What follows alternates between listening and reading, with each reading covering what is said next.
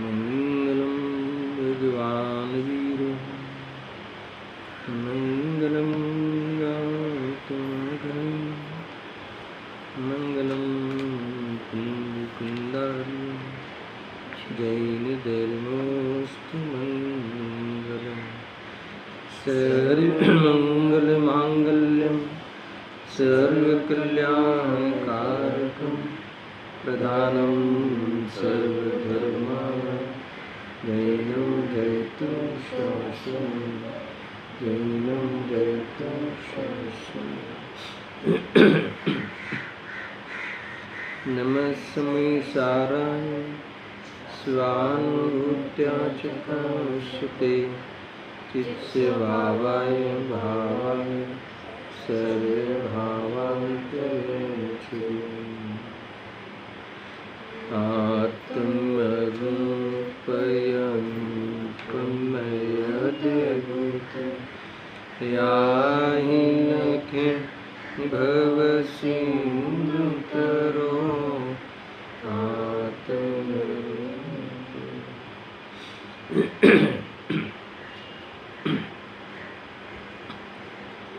समय सार सर्व विशुद्ध ज्ञान अधिकार गाथा 308 से 311 स्वाध्याय चल रहा है। टीका का प्रारंभ आज होगा। आचार्य देव इन गाथाओं में आत्मा का जो अकर्तृत्व स्वभाव है उस अकर्तृत्व स्वभाव की सिद्धि करते हैं। पर का कर्ता भोक्ता वो आत्मा का स्वभाव नहीं है, अर्थात तो पर का कर्ता भोक्ता होता ही नहीं है, अज्ञान से मानता है, मगर वो पर का कर्ता भोक्ता होता नहीं। इस प्रकार से आचार्य देव ने इस सर्वविशुद्ध ज्ञान अधिकार में वह ज्ञाता तो है मगर कर्ता नहीं है, ये वाली बात सिद्धि करते हुए ज्ञाता है ऐसा कहो कि अकर्ता है ऐसा कहो, एक ही बात। इस बिंदु पे, इस मनोविज्ञान लॉजिक पे ही पूरी बात इस अधिकार में चलेगी। आत्मा ज्ञाता है, कर्ता है, इसीलिए आत्मा अकर्ता है।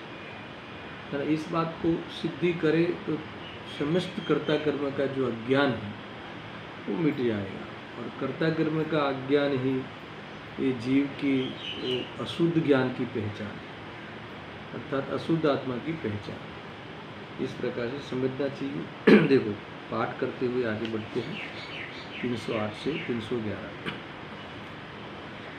जो द्रव्य उपजे जिन गुणों से उनसे जाने अनन्य वो है जगत में कटकादि पर्यायों से कनक अनन्य जो जीव अजीव के परिणाम जो शास्त्रों विषय जिनवर कहे वे जीव और अजीव जान अनन्य उन परिणाम से उपजे न आत्मा कोई से इससे न आत्मा कार्य है उपजावता नहीं कोई को इससे न कारण भी बने वे कर्म आश्रित होए करता कर्म भी करतार के आश्रित हुए उपजे नियम से अन्य नहीं सिद्धि दिखे।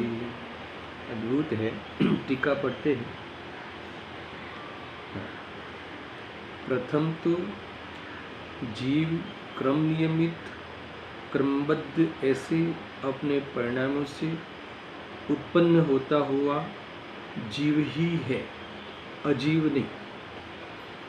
हम पहले इतनी पंक्ति पे विचार करते हैं कि पूरे जिनागम का ये सार है, यानी आत्मा की दृष्टि करने के लिए ये सबसे महान विधि है। स्वभाव के सन्मुख होने के लिए अगर कोई उपाय करना हो तो ये एक उपाय है।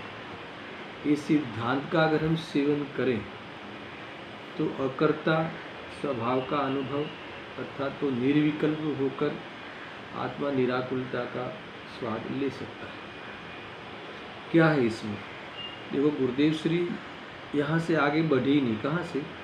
प्रथम तो जीव क्रम नियमित ऐसे अपने परिणामों से, फिर इससे आगे बढ़े ही नहीं। यहाँ क्रम नियमित शब्द आते ही इतना रीझ गए, इतना प्रसन्न हो गए कि बस इतनी पंक्ति पे इन्होंने सबसे ज़्यादा के ज़्यादा से ज़्यादा बोला है। बाद में आगे चर्चा हुई है, मगर इस शब्द को लेकर इन्होंने जो जैन धर्म का महान सिद्धांत जो क्रमबद्ध है, उस क्रमबद्ध के सिद्धांत को खोल दिया।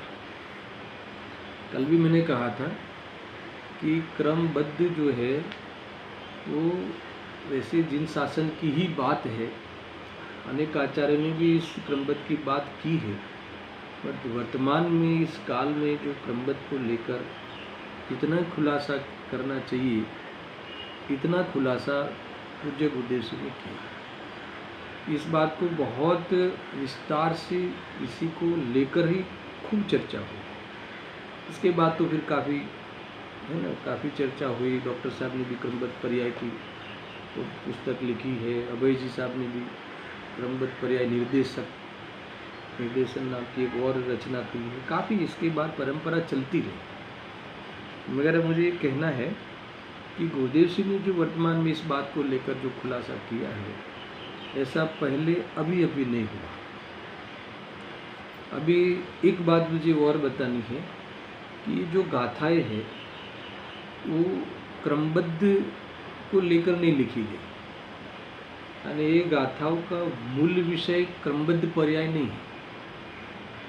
ध्यान रखना, इन गाथाओं का मूल उद्देश्य तो आत्मा को अकर्ता सिद्ध करना है, आत्मा को अकर्ता बताना है।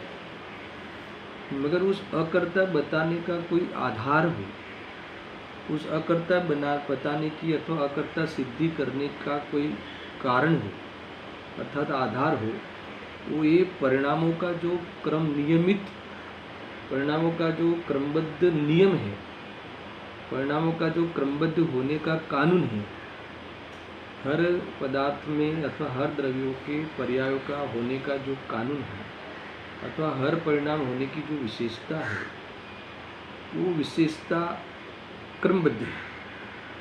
समझ में आया? तो उसको लेकर ही ये परिणामों का कर्ता परद्रव्य नहीं है, अर्थात तो मैं परद्रव्य के परिणामों का अर्थात पर्यायों का कर्ता नहीं हूँ, ऐसी सिद्धि की जा सकती है। इसीलिए ये क्रमबद्ध जो क्रम नियमित शब्द यहाँ पड़ा है मूल टीका में, उसका खुलासा होना जरूरी है।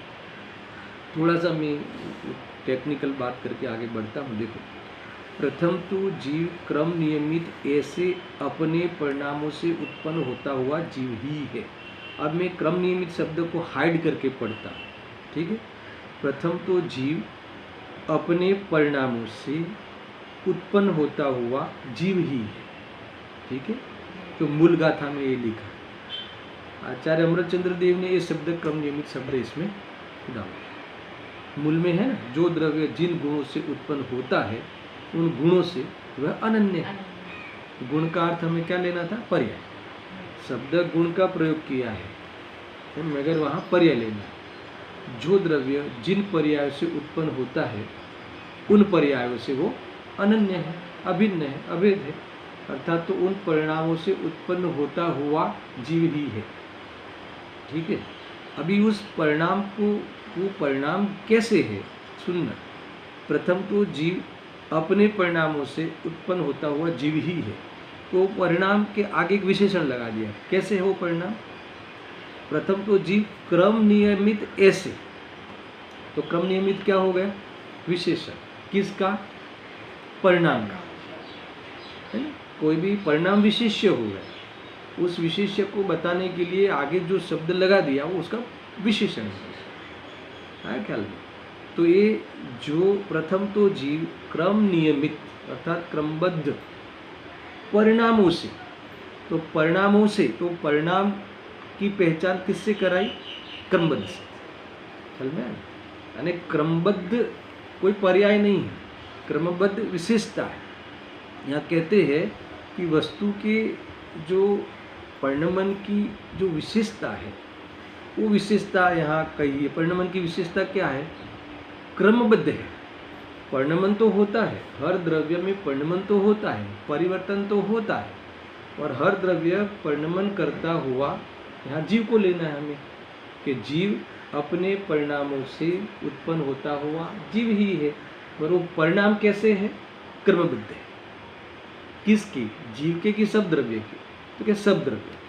तो एक क्रमबद्ध को पहले समझते हैं, क्रम नियमित को पहले समझते हैं। मूल शब्द पड़ा है क्रम नियमित, ब्रैकेट में क्या लिखा है? क्रमबद्ध, है ना। लोग बाग इसका विरोध करते हैं, क्रमबद्ध शब्द तो शास्त्र में है ही नहीं, है ना, आप नया शब्द कहाँ से लाए? तो भाई ये एकार्थवाची है ना, क्रमबद्ध, क्रम नियमित, बद्ध कहो कि नियमित कहो एक ही बात। अब ये थोड़ा सा यहाँ विचार करें कि ये जो परिणाम है जिसके भी हो, चाहे जीव की हो, चाहे अजीव की हो, चाहे किसी द्रव्य की हो, सब द्रव्य की, वो परिणाम से वही द्रव्य उत्पन्न होता हुआ वह द्रव्य वहाँ ध्रुव रूप से रहता है। मगर उसके बीच में जो क्रम नियमित परिणाम से उत्पन्न होता हुआ, तो क्रम नियमित का अर्थ अपन थोड़ा करते हैं। तो इसकी चर्चा ऐसे आप मिलती है जिनागम में कि वस्तु के जो परिणमन की 4 विशेषताएं है ना। यहाँ शब्द 2 ही मिलते हैं, है ना, क्रमबद्ध, क्रम नियमित, मगर इसमें 4 प्रकार से हम समझेंगे। एक तो परिणाम अर्थात तो पर्याय होने का नियम, पर्याय होने का कानून। देखो एक क्रमबद्ध पर्याय शब्द देते हैं साथ में, क्रमबद्ध पर्याय। तो पूछते भी है क्लासों में कि क्रमबद्ध द्रव्य है, गुण है कि पर्याय है? बोलो, क्रमबद्ध क्या है? द्रव्य है, गुण है कि पर्याय है? बोलो। तो कहते हैं कि है एक व्यवस्था। हाँ, न वो द्रव्य है, न गुण है, न पर्याय। इसलिए विशेषण बोला ना मैंने कि परिणामों के आगे लगा। परिणाम कैसे होते हैं? क्रमबद्ध होते हैं। तो परिणाम होने की एक व्यवस्था, परिणाम होने की विशेषता है। ये जो परिणाम होते हैं वो कैसे होते हैं? कौन से? शुद्ध की अशुद्ध, कोई भी हो, शुद्ध हो, अशुद्ध हो, सम्यक दर्शन हो, मिथ्या दर्शन हो, जो भी हो, उससे कोई मतलब नहीं है। द्रव्य में जो पर्याय होती है, द्रव्य में जो परिणाम होते हैं, वो पर्याय होने का कोई ढंग है कि नहीं है? वो पर्याय होने का कोई नियम है कि नहीं है? तो आचार्य अमृतचंद्र देव ने सारे जिनागम का सार कह दिया कि है ना। कैसे होते हैं? तो कि क्रमबद्ध होते हैं, क्रम नियमित होते हैं। जो भी परिणाम होते हैं वो क्रम नियमित होते हैं। अगर क्रम नियमित का भाव खुल जाए तो कर्तापने का अहंकार टूट जाए। पहले फल बता देता हूँ। क्रमबद्ध का अगर भावासन हो जाए, अभी समझाने वाला हूँ क्रमबद्ध क्या है। अगर क्रमबद्ध का भावासन हो जाए, उस परिणाम के होने की विशेषता, किस प्रकार की विशेषता से परिणमता है द्रव्य, अगर वो हमें पता चल जाए, उसका हमें विश्वास आ जाए, भावासन हो जाए, तो कोई भी द्रव्य की पर्याय का या अपनी भी पर्याय का अहंकार करने का भाव नहीं आवे और अहंकार मिट जावे, तो सम्यक दर्शन हो गया। अर्थात आत्मा का दर्शन हो गया कि निर्विकल्प हो गया, निराकुल हो गया कि जो आत्मा निर्विकल्प है, कि जो आत्मा निराकुल है, स्वभाव से निराकुल है आत्मा, निराकुलता का बना हुआ है आत्मा, सुख का बना हुआ है। कितना ख्याल में आया? तो कोई भी बात समझाने से पहले उसका फल मैंने बता दिया। फल बताएंगे तो आपको रस आएगा कि बताओ, जल्दी बताओ कि क्रमबद्ध क्या है, कि जिससे हमारा ये कर्ता कर्म बनने का अज्ञान या अहंकार टूट जाए। तुरंत ये समझते ही अगर जो समझ में आ जाए तो नशा उतर जाए। मैंने किया, नशा उतर जाए, हिंता दिनता मिट जाए। ये कब करेंगे मेरा? तो क्या कि करने का जो कार्य जो होता है उस द्रव्य का, हर द्रव्य का, उसका ये होने का एक नियम है। इस होने के लिए एक क्रम नियमितपने होने का उसका नियम है। तो एक क्रम नियमित क्या है फिर वो बताओ। यहाँ तक बात आ गई ना। क्या कहते हैं कि उस क्रम नियमित को 4 प्रकार से समझा जा सकता है, अथवा परिणाम होने की 4 विशेषताएं। कौन सी? एक तो क्रमशः, नियमित, व्यवस्थित और स्वतंत्र। ये 4 प्रकार से परिणाम होते हैं। इस 4 प्रकार रूप परिणाम को करता हुआ द्रव्य उत्पन्न होता है, अथवा उस रूप से द्रव्य परिणमता है। इस परिणमन करने के लिए उसकी ये 4 प्रकार की विधि है। ये 4 प्रकार को लेकर ही परिणाम हर समय होते हैं।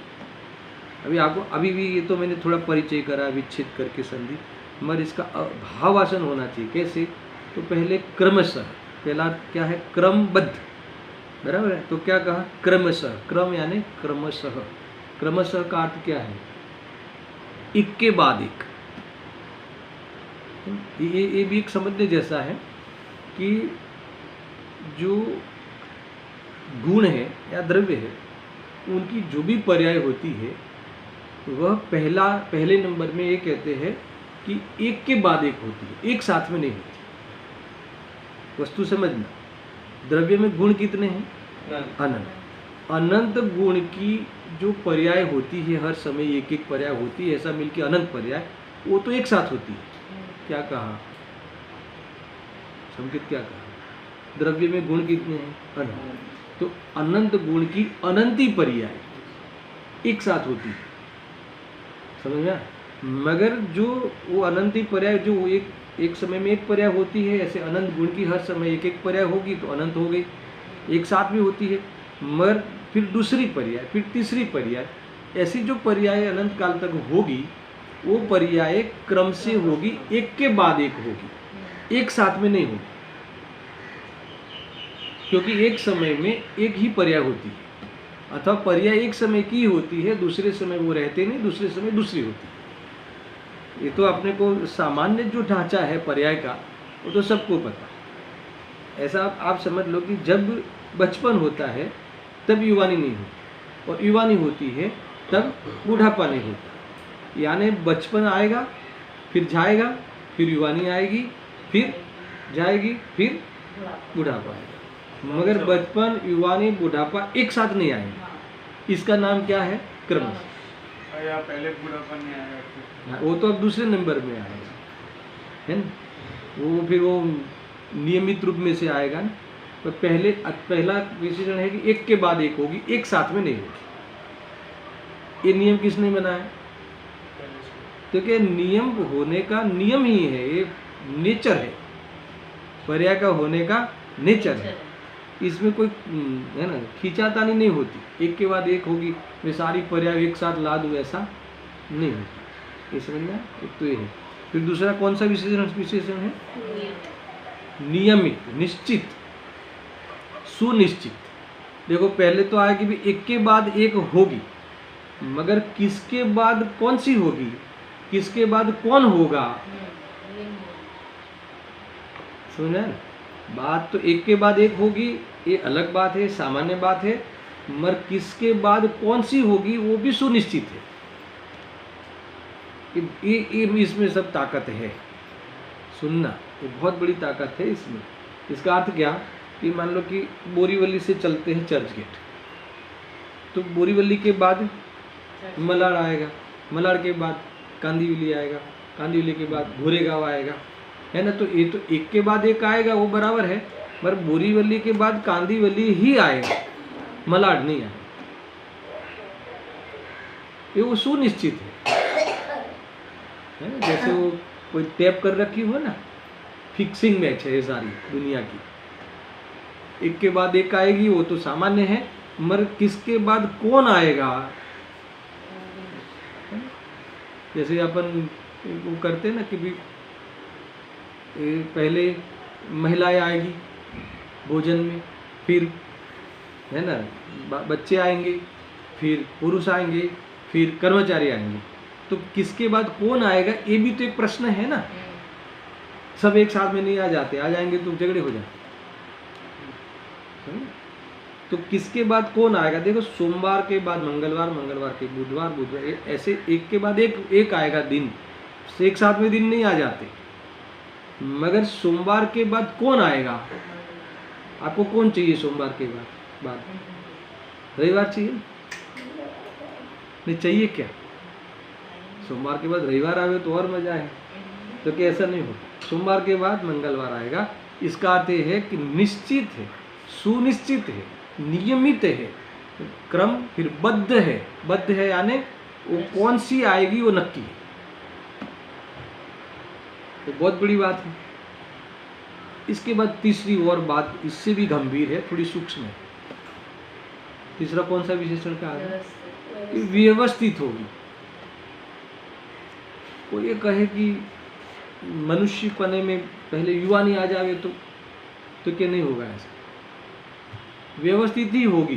पहले बचपन ही आएगा, फिर कौन आएगा वो भी नक्की है, और जो नक्की है वो भी व्यवस्थित, सुव्यवस्थित होगी, अव्यवस्थित नहीं होगी। ये भी बहुत बड़ी बात है। कौन आएगा वो तो नक्की है, मगर नक्की है, मगर नक्की में थोड़ा अपना चल जावे कि पहले कोई आ जावे बाद में कोई आ जावे, कि ऐसा नहीं होगा।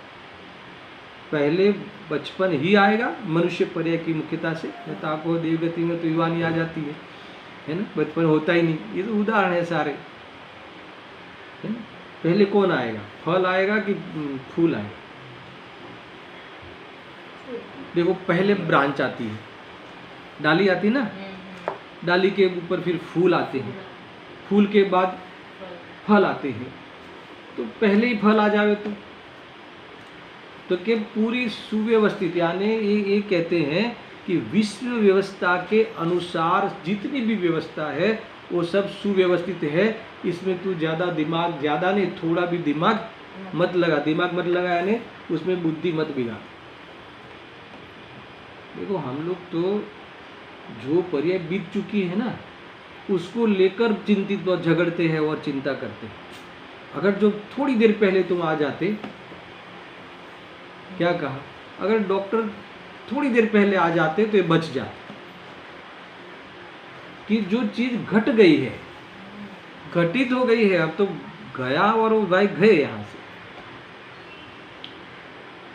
मगर ठीक है, मगर ऐसी व्यवस्था तो होनी चाहिए ना कि बीमारी से पहले आ जाना चाहिए। पुलिस हमेशा लेट ही आती है, वारदात के बाद आती है। तो वारदात के समय आ जाना चाहिए या वारदात से पहले आ जाना चाहिए? तो क्या सुव्यवस्थित है। तो बहुत बड़ी बात है। कोरोना को अभी नहीं आना चाहिए तो कभी आना चाहिए? देखो, ये थोड़ी चुभने वाली बात है। इनको अभी नहीं जाना चाहिए, बहुत जल्दी चले गए, ये व्यवस्था ठीक नहीं है। चलो, ये बात बराबर है, जो आता है वो जाता है, वो क्रमशः है, वो बात भी बराबर है। सुनिश्चित है, वो भी एक बार मना लेवे, है ना, नक्की है। मगर थोड़ा ये नक्की करने में थोड़ी कुछ अपनी अप्रोच लग सकती। क्या कहा? निश्चित भी है, पर निश्चित में थोड़ी ये व्यवस्था पहले हमारे से थोड़ा प्लानिंग करा सकते अगर। कौन? भगवान। चलो, सुव्यवस्थित निश्चित भी मान ले, मगर निश्चित कौन करेगा? क्योंकि करने की जरूरत नहीं है, सुव्यवस्थित। ये थोड़ी सी मैंने बोला ना कि थोड़ी गंभीर बातें हैं। हमें ये बात कहीं बोल देवे तो इसको लगे क्या बोल रहे हैं, ये सब व्यवस्थित है, इतने लोग जा रहे हैं, अब व्यवस्थित है। तो तुम्हें देखो, वस्तु व्यवस्था के अनुसार बराबर है। मैं देखो, वस्तु व्यवस्था के अंतर्गत में खोलूँ ना, तो कि कर्म थियरी पे जाओ, उसका आयु इतना है। अच्छा, उस समय आयु बना कि आयु लेके आया था? एक साथ एक घर में 15 लोग एक साथ में कोरोना में गए, तो उसमें कोरोना से प्रभावित होके गए कि आयु कर्म लेके आए थे तो गए? तो ये व्यवस्था बनी बनाई पहले थी, सुव्यवस्थित थी कि अव्यवस्थित? एक तो सुनिश्चित थी, और वो कर्म के अनुसार देखे तो उतने ही निषेक लेके आया था। तो फिर कैसे रहे वो? समझ में आया कि नहीं? अभी ये बात समझ में आ जावे तो आरोप देना कि गवर्नमेंट ऐसी है, गवर्नमेंट व्यवस्था नहीं करती है ना, वो कोई देखती ही नहीं है, तो ये सारे जो द्वेष है, द्वेष है ना, और फिर एक अच्छी गवर्नमेंट है वहाँ पे, है ना, तो ऐसा राग जो है वो राग द्वेष नहीं रहे। अच्छा, सुखी होने के लिए ये शरीर में बना रहना चाहिए तो सुखी होगा, कि राग द्वेष बिना रहना चाहिए वो सुखी होने का उपाय नक्की करो। शरीर में बना रहना सुख का कारण नहीं है, शरीर में बना रहना तो आत्मा की अशुद्ध पर्याय है। वो न सुख का कारण है न दुख का कारण है, वो तो वास्तव में एक आविराधना का फल है, एक अवस्था है, अथवा तो वस्तु व्यवस्था के अंतर्गत होने वाली एक अवस्था विशेष है। मगर सुखी दुखी का आधार राग द्वेष रहित हो तो सुखी हो जाएगा। तो राग द्वेष अगर एक क्रमबद्ध समझ लेवे, एक क्रमबद्ध की 4 विशेषण खुलकर समझ लेवे, भावासन हो जावे, तो राग द्वेष मिट जावे, इसका अर्थ की स्वभाव मिल जावे, इसका अर्थ की स्वभाव की प्राप्ति हो जावे, स्वभाव की दृष्टि हो गई, इसका अर्थ हो गया वो राग द्वेष मिटना ही स्वभाव की दृष्टि है। समझ में आया? स्वभाव की दृष्टि होते सबसे पहले अनंतानुबंधी राग मिटता है, फिर स्वभाव की दृष्टि हुई, वहां उपयोग रमा रहे तो सारे किस्तों में राग द्वेष खत्म हो जाए। आया? बहुत अद्भुत बात है। कौन सा विशेषण चल रहा है? क्वेश्चन तीसरा। किसका विशेषण चल रहा है पता है क्या? इधर हो कि हवा में जा रहा है? किसका विशेषण चल रहा है? परिणाम का। परिणाम का ना, क्रमबद्ध तो विशेषता है, उसका खुलासा कर रहा हूँ। हाँ, उस विशेषण का भावासन कर रहा हूँ। तो किसका विशेषण है? किसके? है ना, मेरे कि सबके? सबके, है ना, कि नहीं खाली भगवान को क्रमबद्ध लागू होती है? 6 द्रव्यों की। तो फिर क्या होगा, ये समझ में आ जाएगा कि जो परिणाम द्रव्य के जो परिणाम होते हैं या हुए हैं या होने वाले हैं, वो सब कैसे है? क्रमशः है, एक के बाद एक होंगे। ये व्यवस्था कभी, है ना, बिगड़ती नहीं। समझना? फिर कैसे है? सुनिश्चित है, जो होने वाले हैं वही होंगे, दूसरे नहीं होंगे। ठीक है, दोनों विशेषण में तो हम आपसे मान सहमत हो जाते हैं, मगर तीसरा विशेषण व्यवस्थित है, यानी जो नक्की है ये भी कोई, है ना, कोई आगे पीछे हो सकते हैं या व्यवस्था पहले से कोई अपन बना सकते हैं, ऐसा नहीं है। व्यवस्थित है, इतना व्यवस्थित है कि ये स्वरूप के अधीन है, अर्थात स्वरूप के पक्ष में है। अधीन यानी स्वरूप के पक्ष में है, वस्तु के पक्ष में है। इसमें कोई गड़बड़ी नहीं है, जो आता है वो जाता है, उसमें कौन सी बड़ी बात है। और कर्म के अनुसार जितना आयु लेके आता है उतना ही रहेगा ना। एक तो वो निश्चित भी है और वो व्यवस्थित भी है, सही है, इसमें गलत नहीं है।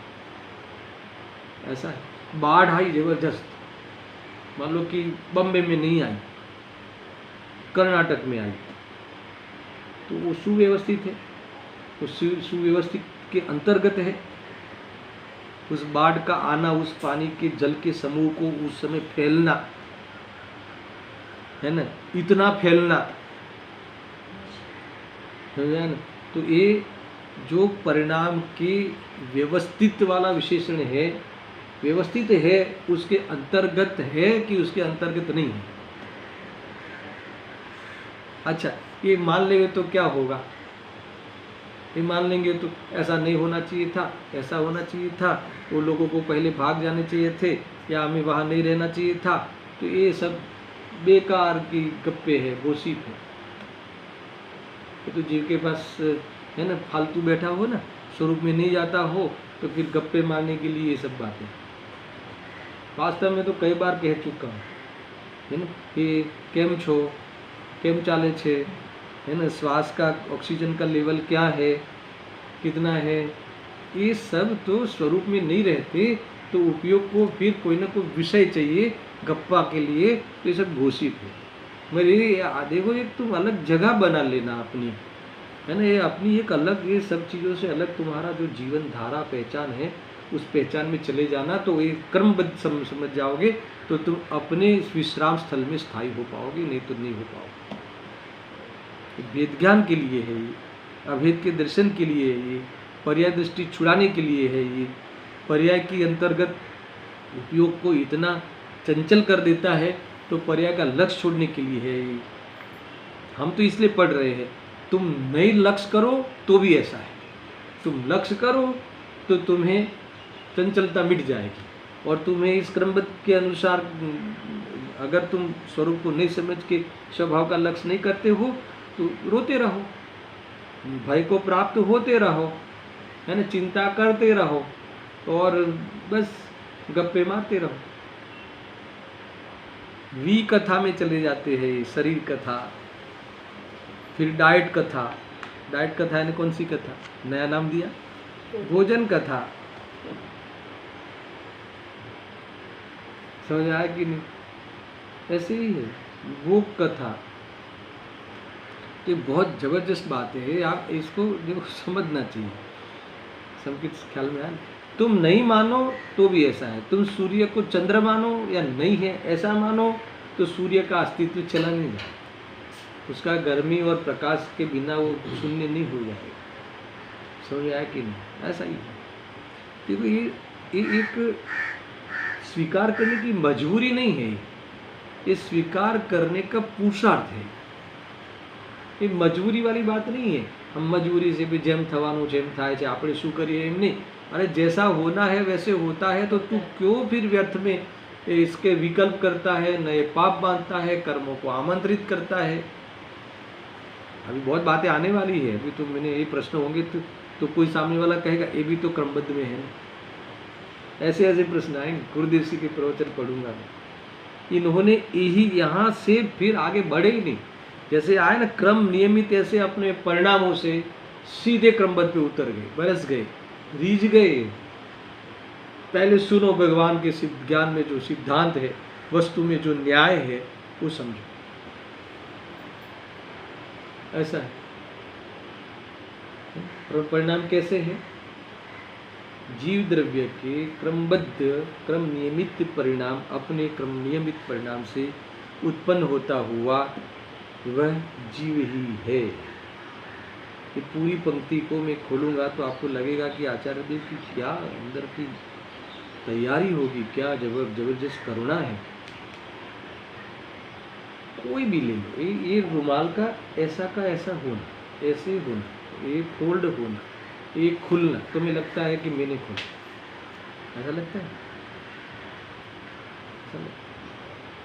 तो ये इसमें बिठाओ, फिर पुद्गल के स्कंद रूप में, तो स्कंद छोड़ दो, इसमें रही एक एक परमाणु की पर्याय कैसी है, क्रमशः है। नहीं, मैंने समझाने के लिए उदाहरण दिया इसलिए हुई कि नहीं, ये सर्वज्ञ भगवान ने अथवा अनंत काल से पहले नक्की था और सब सर्वज्ञ ने देखा भी है। भगवान ने देखा है इसीलिए हो रही है ऐसा नहीं है, ये हो रही है इसीलिए भगवान ने देखी है ऐसा नहीं है। सब कार्य स्वतंत्र है, मगर इस निर्मल ज्ञान में एक ख्याल में आता है, ध्यान में आ जाता है, जानने में आ जाता है कि ये पर्याय, अच्छा नक्की कितने साल से था, ये रुमाल ऐसा उठना था, ऐसा पहले से ऐसा उठना था, यहाँ से यहाँ आना था, ये क्रमशः है, इसका एक क्रम था, क्रम ही होता है। फिर कैसा था, सुनिश्चित था और ये व्यवस्थित था। कब से? अनंत काल से नक्की था, आज से नहीं। हमने आज सोचा इसलिए आज हुआ, ऐसा नहीं, नक्की था। तो फिर तुमने क्या किया? अहंकार किया मैंने उठाया, मैंने पाला। किसको पाला, किसको किया? यानी ये द्रव्य अपने परिणामों से उत्पन्न होता हुआ, वास्तव में द्रव्य ही स्वयं द्रव्य ही रहता है, अथवा अपने ही परिणामों से उत्पन्न होता हुआ परिणमता है, अथवा रहता है, बना रहता है। अपने परिणामों से उत्पन्न होता है, अपने परिणाम रूप उत्पन्न होता हुआ वह द्रव्य है, स्वयं उत्पन्न होता है। उस द्रव्य परिणाम उत्पन्न होता है ना, करता है। उत्पन्न होने का अर्थ क्या? वो परिणाम रूप वो स्वयं परिणमता है, अपने परिणाम रूप स्वयं परिणमता है, इसका अर्थ है। समझ में कितनी बातें आई? क्रमशः, फिर नियमित यानी सुनिश्चित और व्यवस्थित, सब व्यवस्थित। जो अव्यवस्थित लगता है ना, वो भी व्यवस्थित। वो लगता है ना घर में सब अव्यवस्थित हो गया है, तो ये अव्यवस्थित हो गया है, वो तो तुम्हारी अपेक्षा, तुम्हारी सोच की अपेक्षा है। मगर वो जैसा भी हुआ है वो परिणाम के होने के कानून में व्यवस्थित है, व्यवस्थित है, समझ में? वो अव्यवस्थित नहीं है, वो उसके बाद यही आएगा, ये सुनिश्चित है। और जो विषय वस्तु व्यवस्था के अंतर्गत, कर्म थियरी के अंतर्गत, प्रकृति के उदय के अंतर्गत ये जो घटना हुई है अर्थात होगी, वो व्यवस्थित ही होती है। तुम आयु कर्म लेके आओ फिर कहो कि मैं तो जाऊंगा ही नहीं, जाना ही नहीं चाहिए मुझे, तो क्या नहीं, वो वस्तु व्यवस्था के अंतर्गत वो है, इतने कर्म के बाद चले जाओ। फिर तुम कहो कि हमारे तो पाप का उदय आएगा ही नहीं, क्योंकि पाप का उदय आना वो वस्तु व्यवस्था के अंतर्गत, वस्तु व्यवस्था में वो शामिल है। पाप का उदय आया, मान लो किसी के धन आदि चला गया, जो अनुकूलता नहीं रही है ना, शाम का भोजन कैसे करेंगे वो भी व्यवस्था नहीं रही। सुनना बराबर से मेरी बात। अभी ऐसा लगता है कि इस व्यक्ति ने इस भव में तो ऐसा कुछ किया ही नहीं, हमारे तो आंखों के सामने बड़े हुए हैं, ये तो धार्मिक जीव है, समझ में आया ना। अरे मैं तो कह रहा हूँ मुनिराज क्यों नहीं हुए? हमें लगता है कि मुनिराज को उपसर्ग आना ही नहीं चाहिए, उपसर्ग वाला वो पाप का उदय आना ही नहीं चाहिए, क्योंकि वस्तु व्यवस्था के अंदर वो भी ऐसा वो पर्याय नहीं होती, ऐसा नहीं, समझ आए? देखो ये तो इसीलिए अपने में मोज करते हैं कि वो पता है कि वस्तु व्यवस्था के अंदर आने वाली एक प्रकार से ये उसके अंतर्गत होने वाली व्यवस्था है, क्योंकि वो पूर्व में किए थे तो उस प्रकार का पापबद्ध हुआ था, और उस प्रकार से आबादा काल करके मैच्योरिटी हुई है तो वो आया है, समझा? बात ये है कि मजे की बात ये है कि एक तो वस्तु व्यवस्था के अंतर्गत भी कोई प्रश्न नहीं, शिकायत नहीं होनी चाहिए, क्योंकि ये तो समझ में आ गया कि उस उदय रूप आया है। और वस्तु स्वरूप के अंदर देखें तो क्या है वस्तु स्वरूप के अंदर, ये तो मेरे ज्ञान में ज्ञेय है, तो मैंने जाना तो मुझ में क्या फर्क पड़ गया, और मैंने जिस ज्ञेय को जाना तो उसमें क्या फर्क पड़ गया। लिया था ना परसों, तुमने सुना ये प्रवचन परसों का। मान लो तुमने देखा कि शरीर में बुखार है तो एक 104 डिग्री ताव है, तो उसमें ज्ञान में क्या फर्क पड़ गया? अच्छा, तुमने जाना कि ये शरीर में 104 डिग्री का ताव का क्रम है, अभी आया है, तो उसमें शरीर में क्या फर्क पड़ गया? तो ये एक ज्ञेय से कभी प्रभावित होता ही नहीं ज्ञान। ये इस प्रकार का जिसको अनुभव है, इसकी प्रकार का जिसको आविर्भाव है, वो जीव को अब वस्तु व्यवस्था के अंदर आने वाली उस पर्याय की शिकायत नहीं होती, और अपने स्वरूप में अपने स्वरूप की दृष्टि करके आनंद करते हैं, वो भी अपनी वस्तु व्यवस्था के अंदर अंतर्गत वो क्रम उनके है। आया क्या? व्यवस्थित है, व्यवस्थित है। देखो हम तो एक समय भी नहीं चुकते किसी पे आरोप देने के लिए, तुमने किया, तुमने किया, तुमने लेट कराया, तुम्हारे कारण लेट होता है, बराबर? लेट फास्ट क्या होता है? लेट फास्ट क्या होता है? कभी ऐसा पर्याय होने के कानून में कोई कोई पर्याय लेट होती है और कोई कोई पर्याय जल्दी हो जाती है, ऐसा है क्या? ये तो जल्दी हो जाना, लेट हो जाना, ये तो राग के अंतर्गत होने वाला भ्रम है, राग के अंतर्गत होने वाली जीव की कल्पना है। अब ये जो क्या बोलते हैं, ये सब लॉकडाउन ये सब आया तो सब लेट हो रहा है ना, कोई सब काम लेट हो रहे हैं, ऐसा लेट हो रहा है तो सब लोग हाँ बोलते हैं लेट हो रहा है। तो लेट क्या होता है? लोग ऐसा बोलते हैं ना कि थोड़ा पहले जन्मे होते तो, या फिर थोड़ा पहले बॉम्बे में आ गए होते तो क्या होता है? थोड़ा पहले आ जाते ना तो ये सब बहुत सस्ती जगह मिलती थी, सब ये सब सस्ता था। थोड़ा पहले जन्म ले लिया होता तो क्या होता? अरे इतना इतना ये पर्याय के बारे में इतनी गलत फहमी है इसकी। लेट फास्ट क्या होता है संकेत बता। तो ये आपने आने वाला है कि अच्छा है, अभी आज तो आप अभी कभी आप किसी हमको डांटोगे ही नहीं कि आप प्रवचन में लेट आए या जल्दी आए, ऐसा भाई देखो ये स्वच्छंद होने के लिए नहीं है, ये बात भी आगे कहने वाले हैं। अभी मेरा ये अभी ये विषय मैं नहीं ले रहा हूँ, वो सारे फिर वो तर्क कुतर्क जो भी होंगे ना, उसकी चर्चा हम बाद में करेंगे। गुरुदेव के प्रवचन में सब बातें आई है, तो फिर तो बढ़िया है। लेट हो जाने पर फिर ये तो लेट हो जाने पर क्या है, तो तुम मानते हो लेट है, पर मुझे अगर स्वभाव में रहना हो, मुझे स्वभाव की दृष्टि करना हो, यानी शांत होना हो, तो लेट फास्ट है ही नहीं। ऐसी वस्तु व्यवस्था में लेट फास्ट नहीं है, ऐसा समझ में आ जावे तो मैं फिर द्वेष करूंगा ही नहीं। तो मैं तो द्वेष से बच गया ना, इसमें स्वच्छंद हो के फिर ठीक है तो लेट आए तो चलेगा, मैं तो लेट ही आऊंगा। ये तो लेट है ही नहीं, तुम लेट आओ क्या? ये तो एक राग द्वेष में होने वाली कल्पना है भाई, कुछ नहीं है, एकदम कल्पना के आधार पर जीवन जीता है ये अज्ञानी, इसीलिए उसको निरंतर भय रहता है, अपने से धोखा खाया हुआ है। देखो झगड़े तो ऐसे होता है, वो नहीं आए, वो लेट हुए, वो कारीगर चले गए, लॉकडाउन में फिर सब चले जाते हैं, अभी क्या करेंगे? अरे तू भगवान ने पढ़ाया है, भगवान ने बताया है कि ये जो जितनी भी द्रव्य की पर्याय, एक परमाणु की, तुम 1/1 फुट का पत्थर छोड़ दो, एक परमाणु की भी जो पर्याय जहाँ लगनी है, जहाँ उठनी है, जहाँ बैठनी है, वो क्रमशः है, निश्चित है और व्यवस्थित है। व्यवस्थित का अर्थ क्या है कि विश्व व्यवस्था के अंतर्गत ऐसा ही होना है। उस विश्व व्यवस्था के अंतर्गत ही है, उस सारी बातें आ जाएगी इसमें, वो कर्म का निमित्तपना, और उसमें उस कारीगर का भी उपयोग और उपयोग का निमित्तपना, और उस वस्तु का अपना अशुद्ध उपादान, और शुद्ध उपादान तरीके तो वस्तु वही की वही है। सारी चीजें, इतने सिद्धांत इसमें क्रमबद्ध में, एक ऊँट के पग में सब पग आ जाते ना, ख्याल में आया? हाथी के पग में नहीं, हाथी के पैर में सारे पैर आ जाते, ऊँट के भी बड़े होते हैं, हाथी के लिए, हाथी के पैर में सब पैर आ जाते।